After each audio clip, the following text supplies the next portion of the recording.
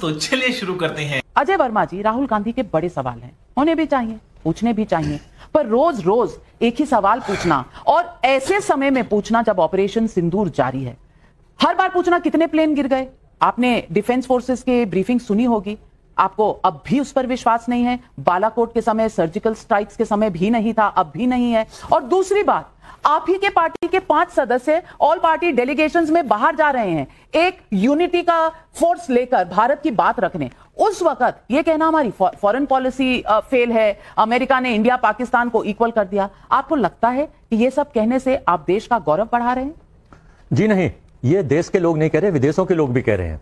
मैं सुन रहा था एक चैनल में। हाँ, पाकिस्तान के लोग कह रहे हैं। पाकिस्तान को तो हम मानते ही नहीं है। पाकिस्तान तो भाजपा का प्रोपोगंडा का पूरा पोस्टर बॉय है। और तो वो जो आतंकी आए थे और 26 लोगों को मारा था, वो प्रोपोगंडा था? नहीं, वो प्रोपोगंडा था। वही बताने जा रहा हूं आपको कि वो इनका पोस्टर बॉय है। पाकिस्तान, असीम मुनीर के बिना इनकी रोटी हजम नहीं होती है। और पाकिस्तान, हिंदुस्तान, मुसलमान, इनके बिना इनका पॉलिटिकल एजेंडा नहीं चलता है। पूरा देश जानता है। ढकते रहो, छिपाते रहो, इससे कोई फायदा नहीं है। पता है जनता को असलियत क्या है। अब मैं पूछना चाहता हूं, आप तो पूछती हैं क्योंकि आप एंकर हैं इस सवाल की, कि वो आतंकवादी, खूंखार आतंकवादी 200 किलोमीटर दूर सेना से कहां से घुसे थे?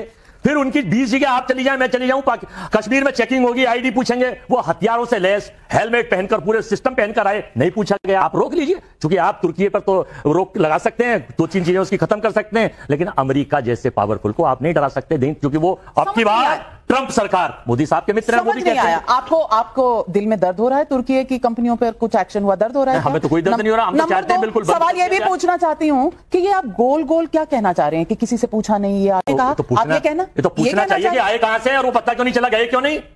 आप कह दीजिए हमने 100 मारे, 20 मारे, आए कहां से और गए कहां? ये कांग्रेस की सोच मैंने खोलकर आपके सामने रख दी है। इनको लगता है कि जैसे ये देश के खिलाफ बोल रहे हैं, वैसे ही हर आदमी अपने ही देश के लोगों की आहुति इस तरह से देता है, धर्म पूछकर, महिलाओं के सामने, बच्चों के सामने, उनके पति को मारकर। ये किस तरह की सोच है?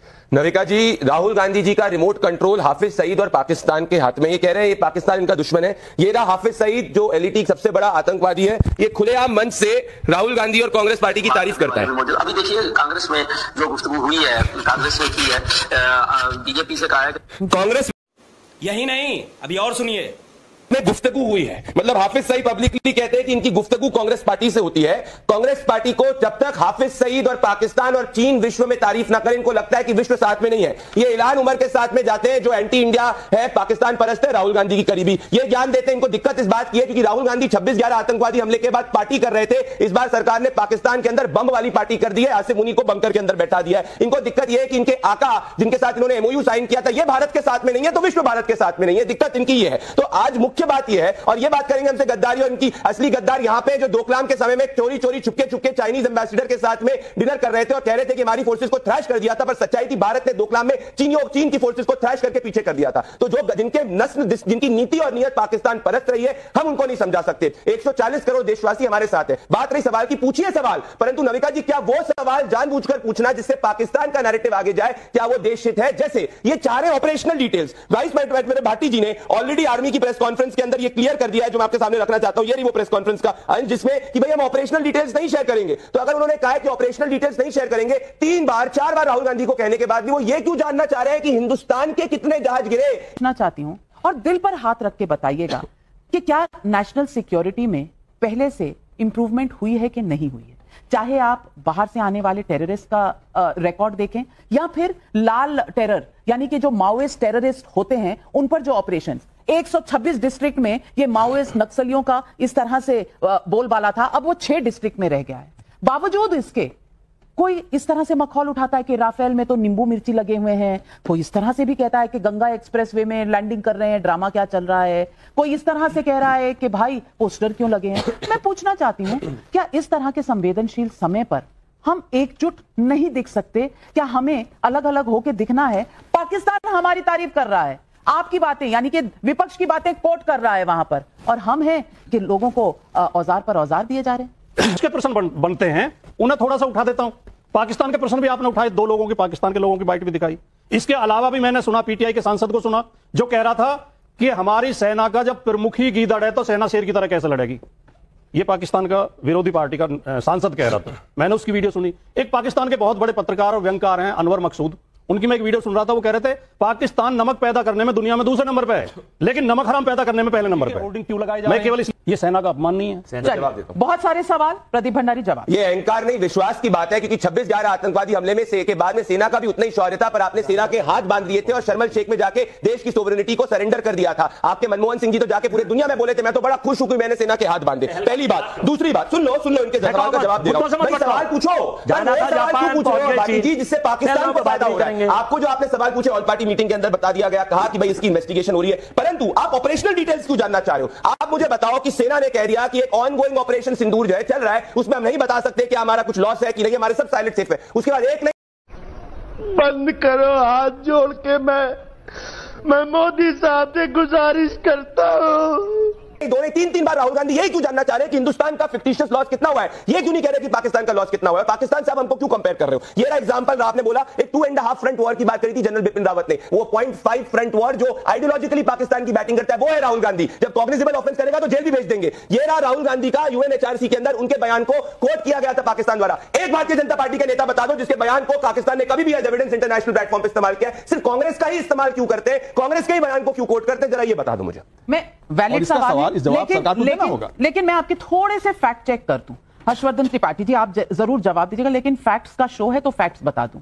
वो जो नींबू मिर्ची वाला मजाक था, वो तो ऑपरेशन सिंदूर से पहले ही हो गया था, और खड़गे जी का बयान भी था कि भाई चूड़ियां पहन के बैठे हैं, कुछ कर नहीं रहे। अब पहले बता दो तो दिक्कत, ना बताओ तो दिक्कत।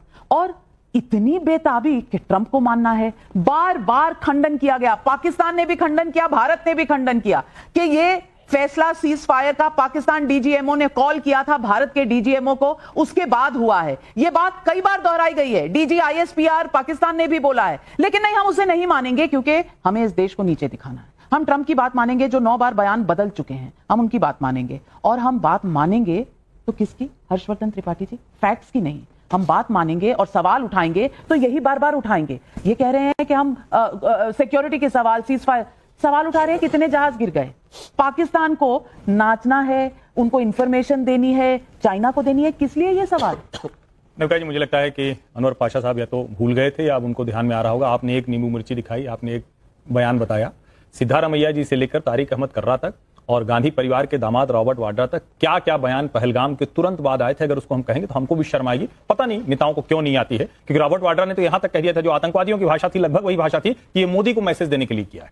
अब सवाल यहां ये उठता है कि क्या पूरी कांग्रेस पार्टी, और मुझे बड़ी मुश्किल दिखती है ऐसे मामलों में, आपको निश्चित तौर पर भाजपा से लड़ना है, जितनी पार्टियां हैं उन सबको भाजपा से लड़ना है। सबका व्यवहार बहुत, जिसको हम कहें कि विपक्ष के तौर पर जो व्यवहार होना चाहिए था वही व्यवहार था। अचानक राहुल गांधी और कांग्रेस ने हमला शुरू किया। राहुल गांधी को नेता बनाने में वो इंदिरा गांधी तक के नेतृत्व को संदेह के दायरे में ला रहे हैं। आज सारे सवाल पूछे जा रहे हैं कि इंदिरा जी ने क्या कर दिया। आज तक तो देश बहुत गर्व में रहता था ना कि पूर्वी और पश्चिमी पाकिस्तान अलग कर दिया। आज वो सवाल पूछ रहे हैं कि आप युद्धबंदी क्यों नहीं छुड़ा पाए। आज वो सवाल पूछ रहे हैं कि पीओके वापस क्यों नहीं ले पाए। आज सामान्य व्यक्ति पूछ रहा है कि सारी मुश्किलें कांग्रेस की सरकारों में खड़ी हो, आज करेंगे तुम जाके क्यों नहीं लेके आते हो। और राहुल गांधी अगर कह रहे हैं कि कैमरे पर खून गर्म होता है, तो ये तो 2014 से लेकर आज 2025 है। हर कोई जानता है कि प्रधानमंत्री नरेंद्र मोदी के नेतृत्व में कैमरे पर खून गर्म नहीं हुआ है। अगर 100 आतंकवादी मार दिए गए, 4 आतंकवादी पहलगाम के हत्यारे, वो सवाल आज बना हुआ और हम भी गृह मंत्री और प्रधानमंत्री से पूछते हैं, कहते हैं कि जल्दी से जल्दी उनको गिरफ्तार किया जाए, लेकिन 100 आतंकवादी वहां मरे, रोज 1-2 आतंकवादी कश्मीर मर रहे हैं। हमारी सेना का मनोबल तोड़ने का काम क्यों राहुल गांधी कर रहे हैं। और मेरी चिंता ज्यादा बड़ी है कि राहुल को तो कांग्रेस पार्टी कोशिश करेगी ही करेगी, दूसरी विपक्षी पार्टियां उनके साथ जब खड़ी होती हैं। भाटी जी ने सारी अच्छी बातें कही, भाटी जी ने जो कहा वो ठीक है, और विजय शाह वाला बिल्कुल ठीक है, लेकिन देवड़ा जी ने वो बयान नहीं दिया था। मुझे लगता है वो फिर से पढ़ना चाहिए, फैक्ट चेक करना चाहिए। जगदीश देवड़ा ने ऐसा बयान नहीं दिया था जिसको गलत तरीके से कांग्रेस की आईटी सेल ने पेश किया था। तो मुझे लगता है विपक्ष को भी जरा सोचना चाहिए। और जो इसमें प्रियंका चतुर्वेदी ने कहा, मैं उसको कोट करना चाहता हूं, उन्होंने कहा कि हमारा कुछ नुकसान भी हुआ है तो हम तो कर लेंगे, हमारी तो क्षमता है। भारत के नेताओं को ऐसे ही बयान देना चाहिए। राहुल गांधी को नेता बनाने के चक्कर में कांग्रेस पार्टी अपने ही नेताओं पर बड़े क्वेश्चन मार्क कर रही है। घनेंद्र भारतवानी, क्या रिश्ते हैं आपके? उधर वाले मुस्कुरा रहे हैं। सोमवार, बुधवार और शुक्रवार को अलायंस में होते हैं और बीच वाले दिन शायद अलायंस टूट जाता है, लेकिन आप सवाल पूछ रहे हैं। प्रदीप भंडारी जी, जवाब अब सुन लीजिए, क्योंकि इन्हें सवाल सबसे पूछना है, खुद से नहीं पूछना।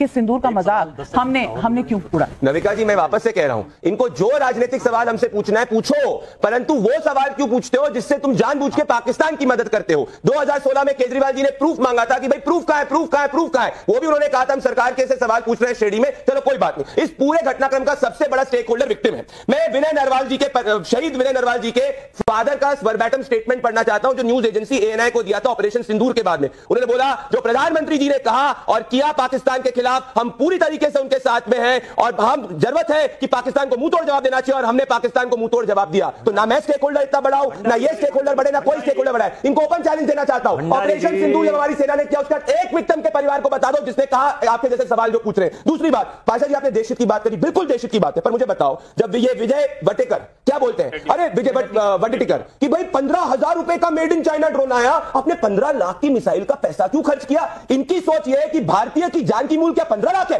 और क्या यह देशहित का सवाल है कि पूछ रहे हो कि मिसाइल का खर्च कितना है। ये एंटीना देश के हर व्यक्ति को अधिकतम करने की एक दिल में इच्छा जगी थी। जब डोनाल्ड ट्रंप ने वो पोस्ट किया तो सबको लगा, पूरा देश निश्चित तौर पर उस निराशा में गया कि क्या हो गया। लेकिन उसके बाद जब स्थितियां सामने आई और ये जो आप स्टेटमेंट पढ़ रहे हैं उसके बाद इन्हीं लोगों का बयान आप पढ़िए। मैं जवाब नहीं गया नविका जी, पहली बात, जिनके खून में देशभक्ति नहीं जरती उनको जो प्रधानमंत्री जी ने जो बीकानेर से बोला उनको मजाक ही लगेगा, क्योंकि ये सिर्फ हाफिज सईद के मुंह से सुनना चाहते हैं। जनरल वीपी मलिक 20 मई को 3 दिन पहले operation Sindoor and emphatic message showing our political will and military capability. पढ़ो जी अजय जी पढ़ो। अरे उसके बाद 3 दिन पहले पढ़ो ना, नहीं पढ़ पाएंगे। तुम ये देखो, ये देखो फोटो, आर्मी के जनरल का फोटो क्यों नहीं छपाया? आर्मी के जनरल का मोदी जी, अरे कहीं भी रैंडम उठा के देखो, बिहार में लगे मोदी जी की सरकार है, इसके अंदर आर्मी ने बिल्कुल जवाब दिया है। डीजीएमओ ने पीसी करी है, डीजीएमओ ने पीसी करी है, डीजीएमओ ने पीसी करी है। राजस्थान में बात करते हैं, डीजीएमओ ने पीसी करी है। कांग्रेस पार्टी देखो 26/11 के बाद में आप तो पार्टी कर रहे थे। अरे भैया ये 26/11 के बाद पार्टी कर रहे थे। ये एलओसी है, ये एलओसी है, ये एलओसी है। बॉर्डर क्रॉस मत कर, बॉर्डर क्रॉस पहले तो पाकिस्तान क्रॉस करके आया था बॉर्डर। अच्छा वो पाकिस्तान है और आपकी जो तारीफें हो रही हैं आप हिंदुस्तान है। देश के दो हिस्सों को बांटना चाहते हैं, इसीलिए 70 सालों तक कुछ नहीं हो पाया। शाबाश अजय वर्मा, आज आपने बोल खोल दी। इनको देश मैं भारतवाजी अंत में एक ही सवाल पूछूंगी, ऐसा तो है नहीं कि सब कुछ मोदी काल में हुआ है या सब कुछ कांग्रेस काल में हुआ, लेकिन क्या विपक्ष को संकोच होता है कि कुछ अच्छा हुआ तो भी उसका श्रेय किसी को नहीं जाना चाहिए? क्योंकि 26/11 के बाद भी एक ऑपरेशन हो सकता था, नहीं हुआ। और तब के वायुसेना के चीफ ने ये कहा है, मुझे इंटरव्यू में कहा है, किताब में लिखा है, और उन्होंने कहा है कि हम प्रतीक्षा करते रहे, हमने कहा हमारी पूरी तैयारी है, लेकिन हमें कभी पॉलिटिकल क्लियरेंस मिली ही नहीं। इस बार पॉलिटिकल क्लियरेंस भी थी, इस बार पॉलिटिकल विल भी था, इस बार हमारी सेना की तैयारी भी थी, शौर्य भी था, और बदला लिया गया। और काम डाउन, शांति। हर्षवर्धन त्रिपाठी जी, क्या कहेंगे आप इसको, सेना का शौर्य और राजनीति का? नविका जी, राजनीति जहां जा रही है मुझे नहीं पता कि विपक्षी पार्टियों को समझ में आ रहा है कि नहीं। अगर यही विपक्ष 1971 में होता तो पता नहीं आज इंदिरा जी की क्या छवि होती। और फिर मैं कह रहा हूं, जिनके अगल बगल आतंकवाद खत्म हो गया, चाहे वो पूर्वोत्तर हो, चाहे वो जम्मू कश्मीर हो, चाहे वो लाल गलियारा कहा जाने वाला हो, उनको पता है कि ये सरकार किस तरह से जीरो टॉलरेंस कर रही है। विपक्ष जब वो बोलेगा जो कुछ जनता को होता हुआ दिख रहा है तो उन पर भरोसा और घटेगा। ये खतरा इनके ऊपर मंडरा रहा है। बिल्कुल।